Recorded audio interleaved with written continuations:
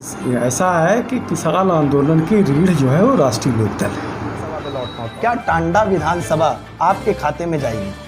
ऐसा है कि हमने तैयारी की थी, हमारा टिकट हुआ था, नेताजी ने टिकट दिया था।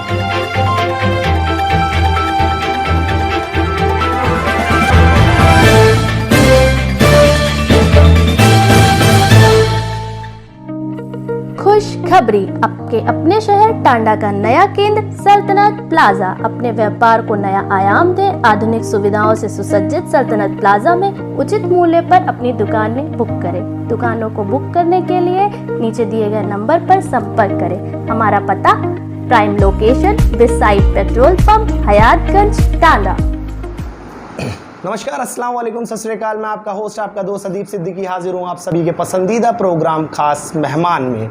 आज हमारे साथ बेहद खास मेहमान हैं। ये पूर्व शिक्षा मंत्री हैं उत्तर प्रदेश बसपा सरकार से, और रालोद के प्रदेश अध्यक्ष भी हैं। बहुत बहुत स्वागत है सर आपका हमारे शो खास मेहमान में।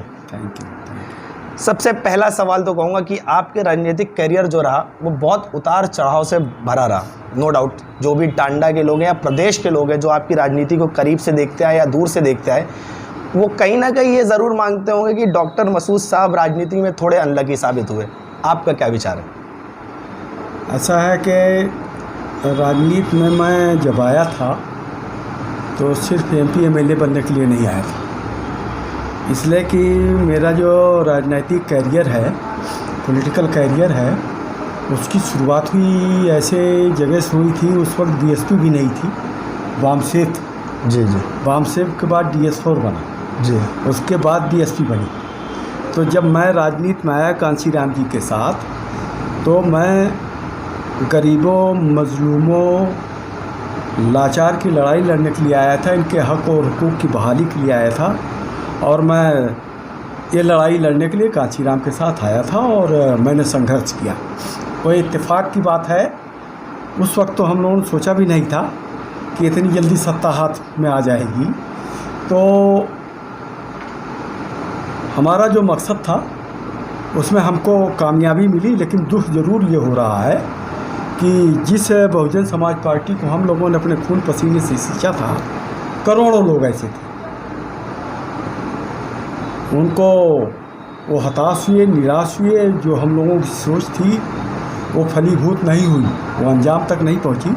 और नतीजा ये है कि देख रहे हैं, जिस पेड़ को हम लोगों ने लगाया था, सींचा था और फल भी देने लगा था, उस पेड़ को मायावती जी ने अपने हाथों से कुल्हाड़ी से काटने का काम किया। इसका अफसोस है।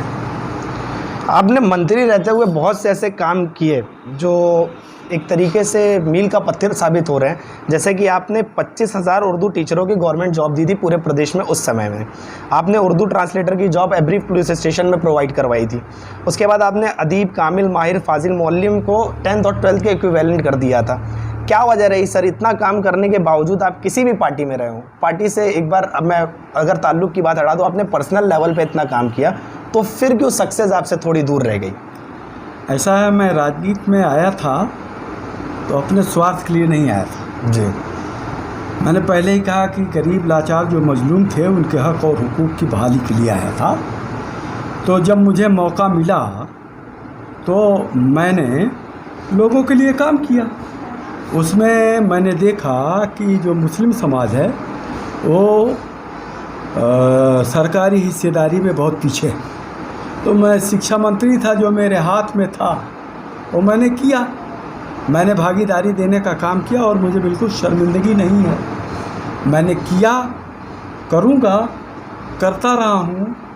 इन दलितों, पिछड़ों, शोषितों, गरीबों और किसानों के लिए लड़ता रहा हूँ और इंशाअल्लाह जब तक ज़िंदगी है लड़ता रहूँगा।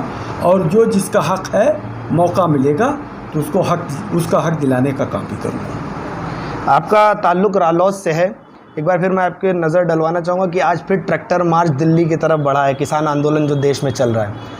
क्या स्टैंड उस पर? राहुल गांधी खुल के सामने आ गए, ट्विटर पे उन्होंने ट्वीट किया कि सत्याग्रही किसानों के साथ है वो। आप लोगों का क्या स्टैंड है इस पर, किसान आंदोलन? ऐसा है कि किसान आंदोलन की रीढ़ जो है वो राष्ट्रीय लोकदल है। और आप समझ रहे हैं कि हमने इस आंदोलन की वजह से बहुत कुछ खोया है। इस आंदोलन की वजह से ही राष्ट्रीय लोकदल के राष्ट्रीय अध्यक्ष चौधरी अजीत सिंह जी, जो बहुत बहादुर नेता थे, किसानों के सच्चे हितैषी थे, और जब जब भी मौका मिला उनको उन्होंने किसानों के लिए काम किया और ज़िंदगी भर उन्होंने किसानों के लिए संघर्ष किया। और ये संघर्ष हमें विरासत में मिला है। चौधरी चरण सिंह जी इस देश के किसानों के सबसे बड़े नेता थे, और आज भी लोग उनको किसान के मसीहा के रूप में देखते और मानते हैं। तो उसी काम को चौधरी अजीत सिंह जी ने आगे बढ़ाया, और अब चौधरी जयंत, जो चौधरी चरण सिंह के पोते हैं, वो उनको विरासत में लड़ाई मिली है। तो चौधरी जयंत जी जो है अब राष्ट्रीय अध्यक्ष हैं, उस काम को, उन किसानों की लड़ाई को मंजिल तक पहुंचाने का काम कर रहे हैं। तो राष्ट्रीय लोकदल तो इस देश के किसानों की पार्टी है, गरीबों की पार्टी है, मजलूमों की पार्टी है। ये तो हमारी जिम्मेदारी है कि हम किसानों के लिए संघर्ष करते रहें, और संघर्ष हम कर रहे हैं। और जब तक ये तीनों कानून, काले कानून वापस नहीं हो जाते, एमएसपी की गारंटी नहीं मिल जाती, तब तक राष्ट्रीय लोकदल का एक एक बच्चा लड़ रहा है, लड़ता रहेगा। और अब अखिलेश जी के साथ हम लोग हैं। अखिलेश जी जो समाजवादी पार्टी के राष्ट्रीय अध्यक्ष हैं, और जैन जी, चौधरी जैन जी जो राष्ट्रीय लोकदल के राष्ट्रीय अध्यक्ष हैं। अब हम दोनों मिल कर के किसानों की लड़ाई लड़ने का काम कर रहे हैं। और मैं समझता हूँ कि अभी तो हम भारतीय जनता पार्टी की जो सरकार है उससे मांग कर रहे हैं कि इन काले कानूनों को वापस कर लो और एमएसपी की गारंटी दे दो इस कानून बना करके। और अगर तुम नहीं करते हो तो तुम्हें हम सत्ता से हटा करके इन काले कानूनों को अपने हाथों से रद्द करने का काम करेंगे। राकेश टिकैत साहब ने कहा कि बंगाल में हम लोग ने जायका चखा दिया है, अब यूपी की बारी है। कितना अफेक्ट करेगा किसान आंदोलन चुनाव को? ऐसा है, किसान आंदोलन ने ही इनका बोरिया बिस्तर समेटा है। भारतीय जनता पार्टी की जो पतन की शुरुआत हुई किसान आंदोलन की वजह से हुई है। और अगर ये हमारी बात नहीं मानते हैं तो ये बोरिया बिस्तर समेट लें और जाने की तैयारी करें। ये 2022 का जो उत्तर प्रदेश का विधानसभा का चुनाव होगा, इसमें पता लग जाएगा। अब राष्ट्रीय लोकदल और समाजवादी पार्टी का गठबंधन है, और अखिलेश जी, जैन जी और छोटे दलों से बात कर रहे हैं। एक गठबंधन बन जाएगा। ये गठबंधन सत्ता से उखाड़ फेंकेगा भारतीय जनता पार्टी की सरकार को। हम लोग सरकार बनाएंगे, और मैं समझता हूँ कि जो इन्होंने इस देश को, इस प्रदेश को बर्बाद करने का काम किया है, उसको सही लाइन पर लाने का काम करेंगे। आपने बार बार जिक्र किया अखिलेश यादव और जयंत चौधरी साहब के जो साथ में राजनीति कर रहे हैं, वो आगे बढ़ने की कोशिश कर रहे हैं। गठबंधन की जो आप बात कर रहे हैं, आप खुद प्रदेश अध्यक्ष हैं रालोद के। तो मैं टांडा विधानसभा पे लौटता हूँ। क्या टांडा विधानसभा आपके खाते में जाएगी? ऐसा है कि हम दोनों समाजवादी पार्टी के अध्यक्ष माननीय अखिलेश यादव जी और राष्ट्रीय लोकदल के राष्ट्रीय अध्यक्ष चौधरी जैन जी, इन दोनों में ट्यूनिंग बहुत अच्छी है। और हमारा गठबंधन 2017 से है। वो गठबंधन आज भी है, चल रहा है, और ये गठबंधन आगे भी चलेगा।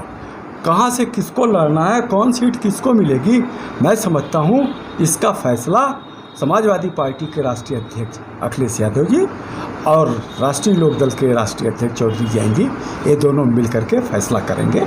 इसमें जो भी फैसला करेंगे तो उसी हिसाब से कैंडिडेट उतारा जाएगा।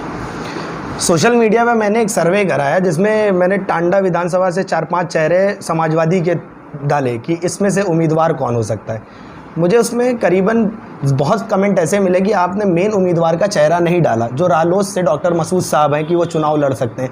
इसलिए मैं आपसे ये पूछ रहा हूँ कि आप डोर टू डोर संपर्क भी बढ़ा रहे हैं, आपकी क्षेत्र में जो है एक्टिवनेस ज़्यादा हो गई है, तो आप खुद प्रदेश अध्यक्ष हैं, इतनी नॉलेज तो आपको भी होगी कि आने वाले चुनाव में क्या ये सीट आपको लड़नी है? ऐसा है कि मैं प्रदेश अध्यक्ष हूँ जी, और ये मेरा गृह क्षेत्र है, मेरा जनपद भी है। तो मेरी जिम्मेदारी बनती है, मैं लड़ूं या कोई लड़े, ये सीट जिता करके गठबंधन को दिलाना है। और मैं समझता हूँ कि हमारे लिए एक एक सीट कीमती है।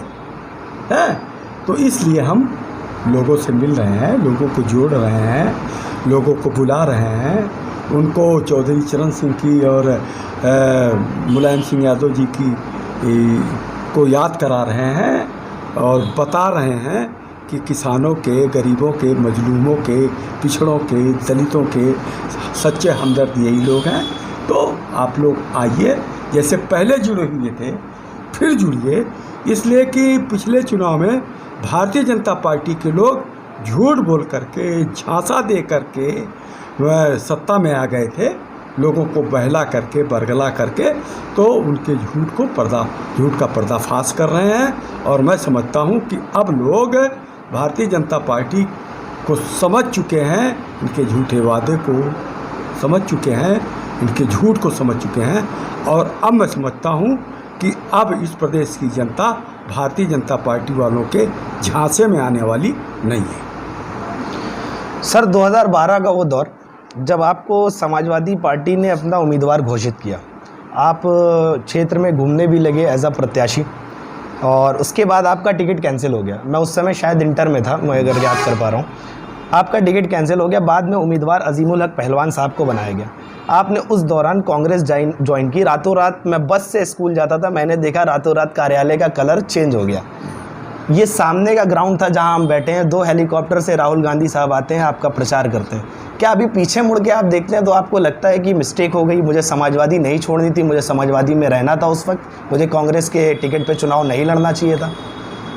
ऐसा है कि हमने तैयारी की थी, हमारा टिकट हुआ था, नेताजी ने टिकट दिया था, तो उन्होंने नहीं दिया, ले लिया, तो उसमें कौन सी शिकायत है? उसमें कोई शिकायत मुझको नहीं है। मैं तब भी राजनीति कर रहा था, संघर्ष कर रहा था, आज भी मैं संघर्ष कर रहा हूँ। अब ये बात अलग है कि फिर समाजवादी पार्टी राष्ट्रीय लोकदल का गठबंधन हो गया है, तो हम दोनों मिल करके लड़ रहे हैं। इसमें एमएलए होना ना होना कोई बहुत मायने नहीं रखता। राजनीति, सच्ची राजनीति वो है जो समाज के हितों के लिए लड़ाई लड़े और जो समाज के लिए काम करे और उनके हक और हुकूक को दिलाने का काम करे। मैं वही काम कर रहा हूँ और मैं आगे भी करता रहूँगा। मैं आज भी किसानों का, गरीबों का, मजलूमों का हमदर्द हूँ। कभी भी आपने मुझे पूंजीपतियों के साथ नहीं देखा होगा, समझे? तो मेरी विचारधारा वही है।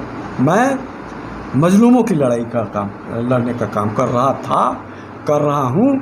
टिकट मिलना ना मिलना, एमएलए होना ना होना, उसको एक बार मौका मिला तो मैंने लक्ष्य पूरा कर लिया। फिर ऐसा है, कोई एमएलए एमपी बन करके पैदा थोड़े होता है। मैं एमएलए मंत्री था तब भी वैसे था और आज हूँ, कल से अच्छा हूँ। आज मैं राष्ट्रीय लोकदल का प्रदेश अध्यक्ष हूँ और एक पहचान है। और चौधरी अजीत सिंह जी अब नहीं इस दुनिया में, और चौधरी जैन जी ने मुझको प्रदेश अध्यक्ष बनाने का काम किया, मेरे ऊपर विश्वास किया। और मैं समझता हूँ कि अब अखिलेश यादव जी से भी अच्छी ट्यूनिंग है, बढ़िया है, तो नेता है ना। अब आज ये दोनों हमारे नेता हैं, तो इसमें कोई शिकायत की बात नहीं। मुझे किसी से कोई शिकायत नहीं है। थोड़ा पास्ट में जाते हैं, 1993 का वो दौर जब आप पहली बार यहाँ से मेंबर ऑफ लेजिस्लेटिव असेंबली बने, विधायक बने यहाँ से। फिर 1995 के आसपास आपने इस्तीफ़ा दे दिया। ये बसपा से तब आप ताल्लुक़ रखते थे, ये कहते हुए आपने इस्तीफ़ा दे दिया कि Bahujan Samajwadi party anti Muslim party है। क्या वो स्टैंड अभी भी है? ऐसा है कि मैंने पहले ही बता दिया था। जैसे ही मुझको पता चला कि मायावती जी बीजेपी के करीब हैं, बीजेपी से मिल करके मुख्यमंत्री बनना चाहती हैं, तो मैंने उसी वक्त एहतजाज किया और मैं बाहर आ गया। जो मैंने कहा था और जो बातें सब सच दिखाई पड़ रही हैं। जो मैंने तब कहा था और अब लोग भुगतने के बाद, बर्बाद होने के बाद, वह बहुजन समाज पार्टी की वजह से प्रदेश बर्बाद हो गया। समझ नहीं आप मुझे? मैं समझता हूँ कि ये जो बहुजन समाज पार्टी के लोग हैं, मायावती जी की जो हरकत है, वो कहाँ जाएंगे बेचारे, क्या करेंगे? आज बहुजन समाज पार्टी का कार्यकर्ता हताश और निराश है। मैं समझता हूँ कि इसके साथ धोखा हुआ और मैं समझता हूँ कि जो लोग डॉक्टर भीमराव अंबेडकर के, बाबा साहब के सपनों को साकार करने के लिए मैदान में उतरे थे और कुर्बानियाँ दी, उनकी कुर्बानियाँ मायावती जी की वजह से बेकार हो गई। चलिए एक प्रेडिक्शन ले लेते हैं आपसे आखिरी में। अखिलेश यादव जी का एनडीटीवी के साथ इंटरव्यू हुआ, उन्होंने कहा 350 सीटें जीतने चाह रहे हैं। आपका क्या विचार है? ऐसा है, जब अखिलेश यादव जी कह रहे हैं तो हमसे बड़े नेता हैं, जी वो हमसे ज़्यादा टहलते हैं। जी। हम प्रदेश अध्यक्ष हैं। नहीं, आपका गठबंधन है, कहने का तो योगी जी भी कह रहे हैं कि 350 से ज़्यादा सीट आएगी। इतना जानते हैं कि राष्ट्रीय लोकदल और समाजवादी पार्टी का जो गठबंधन है, ये भारतीय जनता पार्टी की सत्ता को उखाड़ फेंकने में सक्षम है। हम लोग सत्ता में आ रहे हैं और अखिलेश यादव जी इस प्रदेश के मुख्यमंत्री बन रहे हैं। जो पहले भाईचारा था, जो पहले माहौल था, जो लोगों में हंसी खुशी थी, जो विकास के काम हो रहे थे, फिर इंशाल्लाह भारतीय जनता पार्टी की सरकार जाने के बाद फिर वही माहौल शुरू हो जाएगा। जो काम अखिलेश यादव जी ने पहले किया था वो फिर करेंगे। सर एक बार फिर मैं पूछ लेता हूँ, क्योंकि क्षेत्र की जनता ये जानना चाहती है और मेरे पास कई मैसेजेस हैं, कई क्वेरी है कि पश्चिम में रालोद की बहुत मजबूत पकड़ है, जहाँ पे किसान आंदोलन की वजह से पंचायत चुनाव में रिजल्ट पे भी असर दिखाई दिया। तो क्या इसका दबाव बनाकर या आपस में कोऑर्डिनेट करके टांडा विधानसभा की सीट आप अपने हक में लेना चाहेंगे? देखिए, ऐसा है कि कोऑर्डिनेशन दोनों नेताओं में बहुत अच्छा है। अखिलेश जी में और जैन जी में कोऑर्डिनेशन बहुत अच्छा है और दोनों बेहतरीन ढंग से मिलजुल करके काम कर रहे हैं। मैं समझता हूँ कि क्षेत्र के हित में जो होगा वो फैसला दोनों नेता करेंगे। और अभी चुनाव 8 महीने हैं, अभी बहुत जल्दबाजी होगी कुछ कहना। मुझे लगता है कि अभी 2-3 महीने लगेंगे। अभी अखिलेश जी और जैन जी इस मुद्दे को लेकर के अभी बैठे भी नहीं, तो अब बैठना शुरू करेंगे। तो जो बैठना शुरू करेंगे तो 1 महीने 2 महीने में आ ही जाएगा नतीजा। तो इसलिए कि मैं ये नहीं कहूँगा मैं ही लड़ूंगा। चलिए, गठबंधन है, गठबंधन के हिसाब से चलना पड़ेगा और पार्टी के जो हित में होगा, दोनों गठबंधन के जो हैं उसमें जो गठबंधन के हित में होगा वही फैसला किया जाएगा। और मैं समझता हूँ कि दोनों फैसला करेंगे।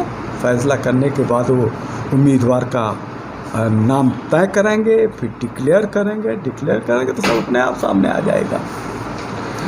तो ये थे हमारे साथ डॉक्टर मसूद साहब, जिन्होंने साफ तौर पे खुल के तो नहीं कहा कि 2022 का चुनाव ये लड़ेंगे या नहीं लड़ेंगे। इन्होंने भविष्य का फैसला अपने नेताओं के ऊपर डाला। जो गठबंधन है माननीय अखिलेश यादव और जयंत चौधरी साहब का, समाजवादी पार्टी और रालोद का, तो ये क्वेश्चन का आंसर भी भविष्य में ही छुपा है कि 2022 टांडा विधानसभा क्या रालोद के हिस्से में आएगी कि नहीं। बहुत बहुत शुक्रिया सर आपका महत्वपूर्ण समय के लिए। मैं था दीप सिद्दीकी, आप देख रहे थे एजिस न्यूज़। धन्यवाद।